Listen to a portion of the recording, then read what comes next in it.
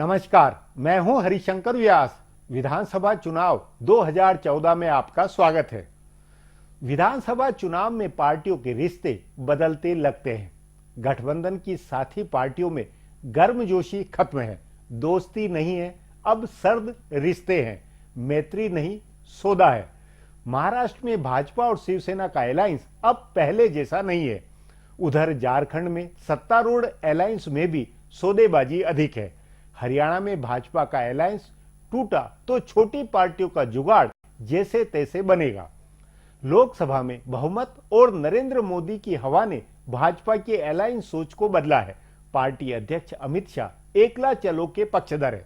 लगता है इन विधानसभा चुनावों के साथ एनडीए का नया चरित्र उभरेगा तो भाजपा विरोधी ताकतों के गठजोड़ को भी नई शक्ल मिलेगी। हरियाणा, महाराष्ट्र और झारखंड तीनों राज्यों में गठबंधन बनने बिगड़ने हैं। एनडीए और यूपीए दोनों की ही मुख्य पार्टियों में सीट सौदों को लेकर सर्द रिश्ते बने हुए हैं। आज इस पर चर्चा है, पर यह चर्चा बाद में होगी। उससे पहले कुछ चुनावी कानाफूसी देखी सुनी जाए। हरियाणा में कांग्रेस पार्टी भूपेंद्र सिंह हुड्डा के नाम पर दांव लगाने जा रही है। जिस तरह भाजपा लोकसभा में नरेंद्र मोदी के नाम पर लड़ी, उसी तरह हरियाणा में कांग्रेस हुड्डा के नाम पर लड़ेगी। प्रदेश की सभी 90 सीटों पर हुड्डा के नाम पर वोट मांगा जाएगा। कांग्रेस के आला नेता सोनिया और राहुल गांधी भी अपने प्रचार में हुड्डा को गद्दी सौंपने के लिए वोट मांगेंगे। बताया जा रहा है कि प्रदेश में कांग्रेस का प्रचार भी अब की बार मोदी सरकार की तर्ज पर होगा। कांग्रेस का नारा है बटन दबाओ हुड्डा जिताओ। इस प्रचार के जरिए पार्टी यह दिखाने की कोशिश करेगी कि प्रदेश की सभी सीटों पर भूपेंद्र सिंह हुड्डा चुनाव लड़ रहे हैं। इस प्रचार की तैयारी से जुड़े जानकारों का कहना है कि इसके जरिए कांग्रेस दो मकसद पूरे करना चाहती है। उसे प्रदेश के जाट मतदाताओं को यह मैसेज देना है कि हुड्डा इकलौते जाट नेता हैं जो मुख्यमंत्री हो सकते हैं। जाट वोट नहीं बटे, इसके लिए यह मैसेज दिया जा रहा है। कांग्रेस नेताओं का मानना है कि इनेलो को इतनी सीटें नहीं आएंगी कि वो अकेले सरकार बना सके, और अगर भाजपा के साथ मिलकर सरकार बनाने की नौबत आती है तो चौटाला परिवार से कोई मुख्यमंत्री नहीं बन पाएगा। तभी कांग्रेस को लग रहा है कि हुड्डा का नाम आगे करने से जाट वोट एकजुट होगा। दूसरा मकसद हुड्डा की अपनी विकास पुरुष वाली और विनम्र नेता की छवि भुनाने का प्रयास भी है। हरियाणा और महाराष्ट्र में कांग्रेस और दूसरे प्रादेशिक नेता उपचुनाव के नतीजों से बम बम हैं। लोकसभा चुनाव में हार के बाद से बिल्कुल पस्त पड़ी कांग्रेस में जान आ गई है। उत्तर प्रदेश में समाजवादी पार्टी की जीत ने हरियाणा में इंडियन नेशनल लोक दल और हरियाणा जनहित कांग्रेस के नेताओं का मनोबल बढ़ाया है, तो महाराष्ट्र में एनसीपी, मनसे और यहां तक कि शिवसेना के नेता भी खुश हैं। महाराष्ट्र में शिवसेना के नेताओं को अब लग रहा है कि भाजपा के साथ तालमेल आसानी से हो जाएगा। उपचुनाव के नतीजों के बाद भाजपा हवा के घोड़े पर से नीचे उतरेगी। शिवसेना प्रमुख उद्धव ठाकरे ने पहले ही कहा था कि भाजपा की जीत में सहयोगियों का भी बराबर योगदान था, लेकिन तब भाजपा नेता इसे स्वीकार नहीं कर रहे थे। अब गठबंधन के सहयोगियों पर दबाव डालने से पहले भाजपा नेता कई बार सोचेंगे। कांग्रेस कार्यकर्ताओं और नेताओं का मनोबल भी इन नतीजों से बढ़ा है। उत्तर प्रदेश और राजस्थान के नतीजों का खास असर हरियाणा के चुनाव पर होगा। पश्चिमी उत्तर प्रदेश और राजस्थान में भाजपा अपना पुराना प्रदर्शन नहीं दोहरा सकी है, सो हरियाणा में कांग्रेस मान रही है कि जाट वोटों में भाजपा का कोई असर नहीं होगा और ध्रुवीकरण की राजनीति भी नहीं चलेगी। झारखंड में कांग्रेस और भाजपा के बरबक्स एक तीसरा मोर्चा आकार ले रहा है। तृणमूल कांग्रेस में चले गए प्रदेश के पूर्व मंत्री बंधु तिर्की ने झारखंड प्रोग्रेसिव अलायंस बनाया है और वे चाहते हैं कि बाबूलाल मरांडी इस प्रगतिशील गठबंधन का नेतृत्व करें, लेकिन मरांडी ऐसा नहीं कर सकते हैं। वे अपनी साफ सुथरी छवि को लेकर हमेशा सजग रहे हैं, इसलिए उन्होंने कांग्रेस के महागठबंधन के सामने भी शर्त रखी थी कि पहले नेता घोषित किया जाए। जब वे हेमंत सोरेन की छवि को लेकर चिंता में हैं और उनके नेतृत्व में चुनाव में नहीं जाना चाहते, तो बंधु तिर्की और उनके साथ जुड़े दूसरे नेताओं की जमात का नेतृत्व कैसे कर सकते हैं। इसलिए इस बात की संभावना कम है कि मरांडी किसी तीसरे मोर्चे में जाएंगे, लेकिन इस बात की संभावना है कि वे पहले या दूसरे मोर्चे के साथ तालमेल कर लें। भाजपा और कांग्रेस दोनों के नेताओं के साथ उनकी बातचीत हो रही है। 10 राज्यों के उपचुनाव के नतीजों के बाद भाजपा नेता भी झारखंड को लेकर चिंता में पड़ेंगे। वहां से सर्वेक्षण की रिपोर्ट कोई अच्छी नहीं आ रही है, इसलिए भाजपा भी तालमेल की पहल कर सकती है। दूसरी ओर कांग्रेस, जेएमएम और राजद अलायंस में सब ठीक नहीं है, सो उधर भी संभावना बन सकती है। अब विधानसभा चुनाव का माहौल बनाने बताने वाली इन सुर्खियों पर गौर करें। सीटों की मांग को लेकर झारखंड में महागठबंधन में सब कुछ ठीक नहीं चल रहा है। झारखंड मुक्ति मोर्चा प्रदेश की आधी सीटों की मांग पर अड़ी है। इसके अलावा इस गठबंधन में जनता दल यू को शामिल करने पर भी खींचतान है। उसके दोनों विधायक पार्टी का साथ छोड़ गए हैं, लेकिन कांग्रेस और राजद दोनों चाहते हैं कि जदयू को गठबंधन में रखा जाए। ऐसे में इन दोनों को ही अपने कोटे की सीट में से जदयू को सीटें देनी होंगी। महाराष्ट्र हरियाणा में टिकटों की घोषणा के बाद झारखंड में कांग्रेस नेता इस मसले पर विचार करेंगे। तृणमूल कांग्रेस के नेता बंधु तिर्की कांग्रेस और बाबूलाल मरांडी दोनों से नाराज हैं। उनका कहना है कि भाजपा को रोकने के लिए अगर ये दोनों साथ आते तो एक मजबूत मोर्चा बन सकता था, लेकिन कांग्रेस और जेवीएम दोनों ने उनको भाव नहीं दिया है। इसलिए वे ऐसी राजनीति कर रहे हैं जिससे कांग्रेस और महागठबंधन को नुकसान हो। खासकर छोटा नागपुर के इलाके में चुनाव की घोषणा तक वे और क्या रंग दिखाते हैं, यह देखना दिलचस्प होगा। महाराष्ट्र में शरद पवार और अजीत पवार अलग अलग बयानबाजी कर रहे हैं। शरद पवार ने कहा है कि कांग्रेस के साथ बातचीत चल रही है और 2-3 दिन में सीट बंटवारे का काम हो जाएगा, लेकिन अजीत पवार ने दो टूक बयान देकर कहा कि एनसीपी 144 सीटों से कम पर नहीं मानेगी। कांग्रेस नेताओं का कहना है कि यह पवार की पुरानी रणनीति रही है। उनकी पार्टी के नेता दबाव बनाने वाले बयान देते हैं और उसके बाद वे मोल भाव करते हैं। कांग्रेस उनके इस दाव को समझ रही है। लोकसभा चुनाव में उन्होंने यही काम प्रफुल्ल पटेल से कराया था और खुद मोल भाव किया था। हरियाणा में भारतीय जनता पार्टी नेताओं के रिश्तेदारों को टिकट देने या एक परिवार से 2 लोगों को लड़ाने के सिद्धांत को छोड़ सकती है। बताया जा रहा है कि हाल में हुए एक सर्वेक्षण में पार्टी के लिए अच्छा अनुमान नहीं जताया गया है, इसलिए अब दिग्गज नेताओं के रिश्तेदारों को टिकट देने पर विचार हो रहा है। संभव है कि चौधरी वीरेंद्र सिंह और उनकी पत्नी दोनों चुनाव लड़ें। केंद्रीय मंत्री राव इंद्रजीत सिंह की बेटी, कृष्णपाल गुर्जर के बेटे और सुषमा स्वराज की बहन को भी पार्टी टिकट दे सकती है। प्रदेश के आधा दर्जन नेता अपने रिश्तेदारों के लिए टिकट मांग रहे हैं। कांग्रेस उपाध्यक्ष राहुल गांधी की टीम हरियाणा में 10 सीटों पर नजर लगाए हुए है। बताया जा रहा है कि राहुल गांधी ने इस बारे में प्रदेश के नेताओं और छटनी समिति के अध्यक्ष से बात की है। जानकार सूत्रों का कहना है कि कई लोगों को प्रदेश अध्यक्ष अशोक तंवर टिकट दिलाना चाहते थे, लेकिन कामयाब नहीं हुए तो उन्होंने गेंद राहुल गांधी के पाले में डाल दी। राहुल के जरिए तंवर अपने कुछ करीबी नेताओं को टिकट दिला सकते हैं। अब एक ब्रेक है, उसके बाद अलायंस में सर्द होते रिश्तों पर चर्चा होगी।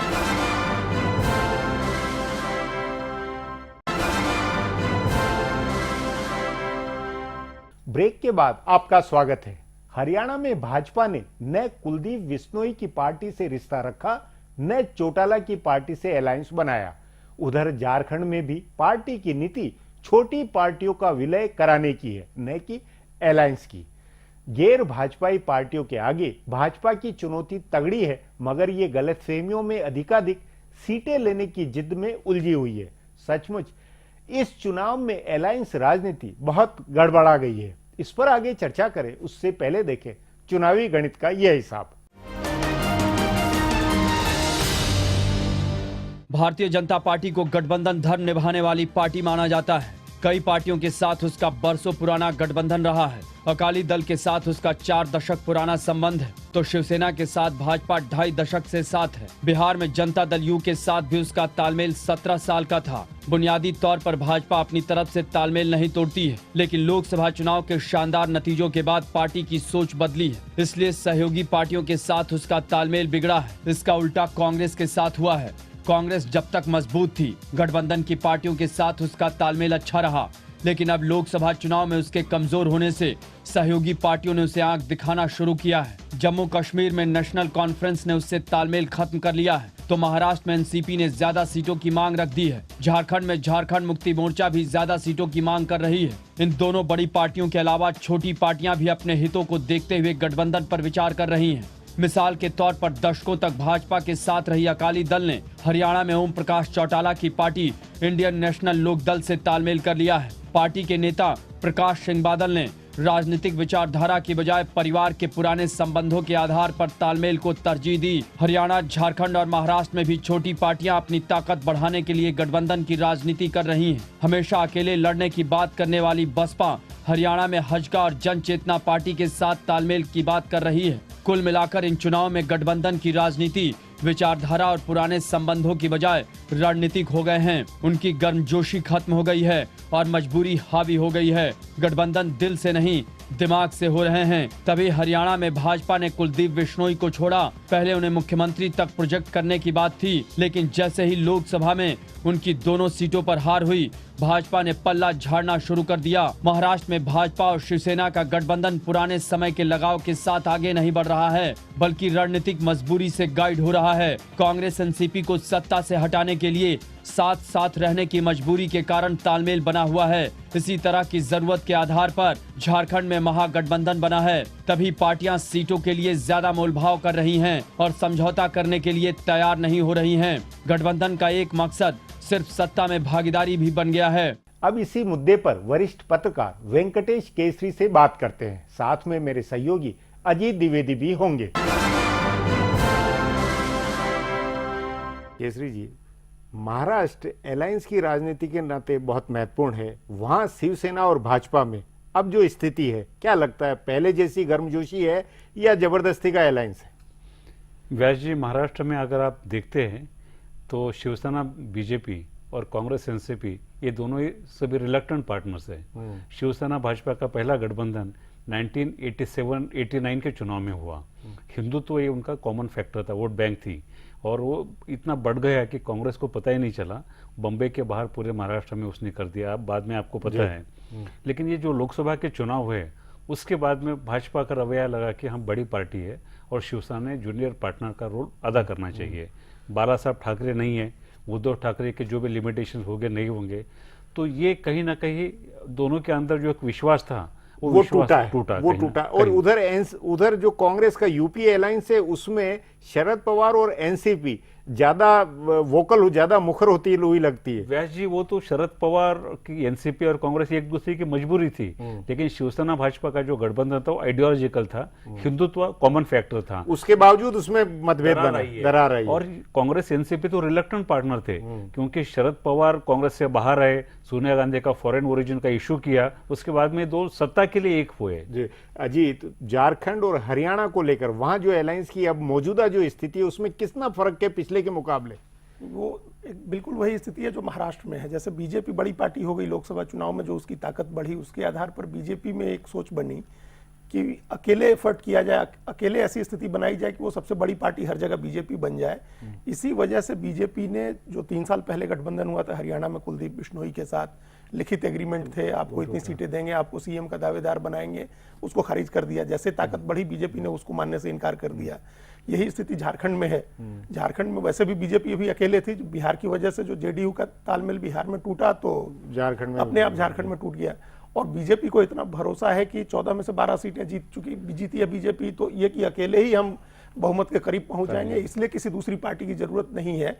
और अगर हो तो फिर पोस्ट पोल में देख लेंगे अगर कोई 2-4 कम होती नहीं। लेकिन वहां कांग्रेस भी एक तरह से, जैसे महाराष्ट्र में कांग्रेस जूनियर पार्टनर की तरह अब नजर आ रही, दिखलाई दे रही, भले मुख्यमंत्री उनका हो, वैसे झारखंड में भी जूनियर की तरह नजर आ रही। ये कुछ एक गुणात्मक यूपीए के अंदर फर्क नहीं आया? नहीं, कांग्रेस पहले भी झारखंड में जूनियर पार्टनर ही थी। पिछली विधानसभा में कांग्रेस के सिर्फ 9 विधायक जीते थे, और जो दूसरी पिछली बार जो विधानसभा चुनाव हुए 2009 में, उसमें बाबूलाल मरांडी की पार्टी के साथ तालमेल करने की वजह से 14 सीटें जीती। लेकिन अभी जो पार्टी लीड कर रही है उसके पास 18 एमएलए हैं, तो यहाँ जूनियर पार्टनर ही है कांग्रेस। महाराष्ट्र के उस यूपीए अलायंस में कांग्रेस के ज्यादा मतलब कमजोर स्थिति में आने के संकेत है या एनसीपी के? ये टिकट बंटवारे के बाद में क्लियर होगा, लेकिन एंटी इनकम्बेंसी दोनों के खिलाफ दिखाई दे रही है। अजीत, हरियाणा के उसको लेकर, हरियाणा में अभी जो मौजूदा जो नई अलायंस बनाने की कोशिश थी वो किस सिरे चढ़ती हुई लगती है या नहीं? नहीं, अब तो बाकी जो अलायंस है वो सब मजबूरी के अलायंस हो रहे हैं। बीजेपी के साथ कुलदीप बिश्नोई की पार्टी का अलायंस था, वो टूट गया। कांग्रेस अकेले लड़ी रही थी, उसका कोई अलायंस नहीं था। बीजेपी ने ऐसी खबर है कि बीजेपी ने अकाली दल के साथ भी वहां अलायंस करने का बीजेपी ने कोई एफर्ट नहीं किया, और अकाली दल के प्रमुख का चौटाला परिवार के साथ बादल और चौटाला परिवार एक है, तो उन दोनों के बीच एक अलायंस हुआ। वो एक तरह से परिवार का संबंध है, वो कोई पारिवारिक रिश्ता है, चुनावी गठबंधन वो कम है। उसके बाद जो छोटी पार्टियां अलायंस बना रही हैं वो सब मजबूरी में, सबकी मजबूरी है। विनोद शर्मा की जो पार्टी है हरियाणा जन चेतना पार्टी, वो पहले बीजेपी से अलायंस करना चाहते थे बिश्नोई के साथ, वो नहीं हो सका उनका। बिश्नोई का बीजेपी से टूट गया, तो ये फिर ये दोनों एक आ गए, एक दूसरे के साथ जुड़ गए ये दोनों। जी, अब एक ब्रेक लेंगे, ब्रेक के बाद बातचीत जारी रखेंगे।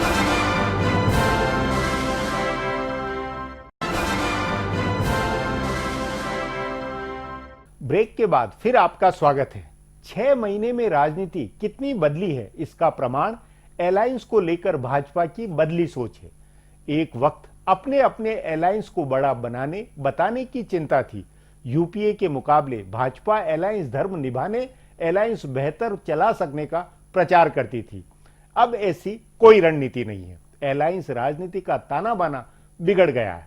इसी पर अब आगे और बात करते हैं। केसरी जी, महाराष्ट्र के अंदर एनडीए में छोटी बाकी दूसरी पार्टियां भी है, इसी तरह कांग्रेस में भी छोटी पार्टियों को लेकर, जैसे मनसे को लेकर शायद कुछ ये यूपीए के अंदर भी विचार है। क्या उन छोटी पार्टियों की क्या दशा है? छोटी पार्टियों में ऐसा है कि व्यास जी, गोपीनाथ मुंडे ने टैक्टिकल अलायंस किया था। जैसा कि यो जन स्वराज पार्टी है, उसके धनगर बहुत शेफर्ड काफी बड़े इंपॉर्टेंट वोट है। आरपीआई के जो दलित नवबौद्ध वोट है, जो हिंदुत्व नहीं मानते लेकिन बीजेपी को उन्होंने वोट किया है। और तीसरा स्वाभिमानी शेतकरी संगठन। हालांकि इनका आइडियोलॉजिकल बीजेपी शिवसेना के साथ में कोई तालमेल नहीं बैठता, लेकिन पावर या ऐसी फैक्टर है, पावर की वजह से सब एक हुए और उन्होंने वेस्टर्न महाराष्ट्र में कहीं ना कहीं कांग्रेस एनसीपी को ताकत अपनी दिखाई है। लेकिन उनको सीटें वीटें, उनका सम्मान, उनकी अब स्थिति क्या है? उनको लगता है कि ये फायदा हमें मिलना चाहिए, लेकिन किस कोटे से कौन दे, यानी ये भाजपा और शिवसेना को तय करना पड़ेगा। और बाकी इनकी ताकत तो ज्यादा है ही नहीं अपने अपने पॉकेट्स में। समझो ये शिवसेना भाजपा से अलग भी गए तो वहां दूसरा फ्रंट नहीं है, क्योंकि कांग्रेस एनसीपी उनको दे नहीं सकती। और तीसरा जो बड़ा लेफ्ट फ्रंट माना जाता था, उसके अंदर आरपीआई फैक्शन, प्रकाश अंबेडकर का दल, शेतकरी कामगार पार्टी, लेफ्ट पार्टी जो थी, वो अभी किसी भी स्थिति में अल्टरनेट इमर्ज नहीं हो रहे। यही स्थिति लगभग झारखंड में भी है या हरियाणा में भी है कि बाकी जो छोटी छोटी पार्टियां, जो एक तीसरा मोर्चा बन सकता था, वो दोनों जगह भी कोई सिरे नहीं चढ़ता हुआ लग रहा है। नहीं, लेकिन वो छोटी पार्टियां गठबंधन बना करके अपनी ताकत बढ़ाने की राजनीति अभी कर रही कि एक दो या तीन जो भी एमएलए, वही मतलब जैसे आजसू है या जेवीएम में बाबूलाल मरांडी की पार्टी, ये कुछ कर रही है, दोनों गठबंधनों के साथ ही होगा मामला? दोनों का भी गठबंधन अगर हुआ तो वो बेमेल ही होगा, क्योंकि अभी तक जो नेचुरल एलाइज है, जिनको अगर आइडियोलॉजिकल उसके आधार पर माने झारखंड में, तो बीजेपी का बाबूलाल मरांडी की पार्टी के साथ होना चाहिए, क्योंकि वो वर्षों तक बीजेपी के साथ रहे। सुदेश महतो हमेशा बीजेपी की सरकार के साथ रहे हैं, तो उनका भी नेचुरल अलायंस उसके साथ होना चाहिए। जैसे कांग्रेस, राजद, जदयू और जेएमएम का है, वो एक अलायंस बने, आइडियोलॉजिकल अलायंस है। और इनका एक आइडियोलॉजिकल अलायंस ये होना चाहिए, लेकिन बीजेपी नहीं चाह रही है, बीजेपी इनका विलय चाह रही, तो उस सूरत में बाबूलाल मरांडी, आजसू, ये क्या अपना तीसरा मोर्चा बनाने की स्थिति में है या क्या होता हुआ लगता है? मोर्चा ऑलरेडी वहां बन चुका है झारखंड में। जो तृणमूल कांग्रेस पार्टी में गए कई निर्दलीय जो छत्रप किस्म के लोग जुटे थे, जिसमें बंधु तिर्की और कांग्रेस से अलग हुए थे चंद्रशेखर दुबे, ये सब, और या जेएमएम से निकले पिछले सांसद जो थे कामेश्वर बैठा, ये सब लोग तृणमूल कांग्रेस में चले गए हैं। और कुछ और जो छोटी छोटी पार्टियां, उत्तरी छोटा नागपुर की खासतौर से, उनको लेकर के एक तीसरा मोर्चा ऑलरेडी वहां बना हुआ है। अब बाबूलाल मरांडी बनाएंगे तो वो चौथा मोर्चा होगा। अच्छा, वो चौथा होगा। ये आप केसरी जी, महाराष्ट्र के अंदर राज ठाकरे की मनसे पार्टी कहीं कोई अलायंस में फिट हो रही है, अकेले है या क्या, उसकी क्या दशा लग रही है? वो कोशिश कर रही है, लेकिन अभी तक उनके हाथ में कोई आया नहीं। और कांग्रेस ने, क्या लगता है वो चुनाव लड़ेंगे? चुनाव तो लड़ना पड़ेगा, अगर उनको पॉलिटिकली रिलेवेंट रहना है, चुनाव तो लड़ना पड़ेगा। लेकिन पिछले समय जो था एक उनका माहौल, उस समय अभी दिखाई नहीं दे रहा। मुझे जो लगता है कि उनको अपनी पहचान वो दिखाई नहीं पा रहे, हिंदुत्व है कि मराठी मनुष्य है कि क्या है, और फिर वो डबल माइंड है, मोदी के साथ में जाना है नहीं जाना है वगैरह। लेकिन ये अब कंफ्यूजन अब दूर हो गया है कि भाई उद्धव ठाकरे के साथ ही बीजेपी रहेगी, राज ठाकरे के साथ मामला नहीं बनेगा, ये तो अब तय माना जाए। इसमें कोई भले दरार हो, फिर भी ये तय माना जाए। तय माना जा रहा है, ये तय माना जा रहा है। और उद्धव ठाकरे ने कैंपेन भी किए, अपने महाराष्ट्र के दूसरे डिस्ट्रिक्ट में जाके दिखा दिया है। मुझे लगता है कि एक अजीत, हरियाणा के अंदर ओम प्रकाश चौटाला के लोकदल और कुलदीप बिश्नोई, ये ऐसा कुछ नया एक, या बीएसपी जैसी पार्टी, ये कोई अलग खिचड़ी बनाते हुए नहीं लगते, ये संभव नहीं लगती है। झारखंड के तर्ज पर, झारखंड की तरह हरियाणा में भी 4 मोर्चे तो स्पष्ट दिख रहे हैं। एक तो कांग्रेस हो गई जो सत्तारूढ़ है, फिर एनडीए, बीजेपी हो गई, वो दोनों अलग अलग अकेले लड़ेंगे, फिर इंडियन नेशनल लोकदल है ओम प्रकाश चौटाला की पार्टी जो शिरोमणि अकाली दल के साथ है। तो ये तीन तो ये हो गई पार्टियां। और चौथा मोर्चा वो कुलदीप बिश्नोई, विनोद शर्मा और बहुजन समाज पार्टी का बन रहा है, जिसमें एक और दूसरी पार्टी भी उसमें है। लेकिन ये छोटी पार्टियों में ये नहीं है रियलाइजेशन की बीजेपी के इसकी हवा और उसके मुकाबले में एक अलग पूरा सभी मिलके किसी तरह एक अपना गठजोड़ बना डाले। नहीं, ऐसी कोई सोच नहीं है। सब अपनी ताकत पर इतनी सीटें लाना चाह रहे हैं मतलब कि सब अगर अपनी त्रिशंकु- ताकत पर छोटे होते हुए भी बहुत इतरा रहे हैं एक तरह से, उस इतराने वाली पॉलिटिक्स है। इतराने की पॉलिटिक्स में उनका मकसद यह है कि छोटी विधानसभा है, 90 सीटें हैं।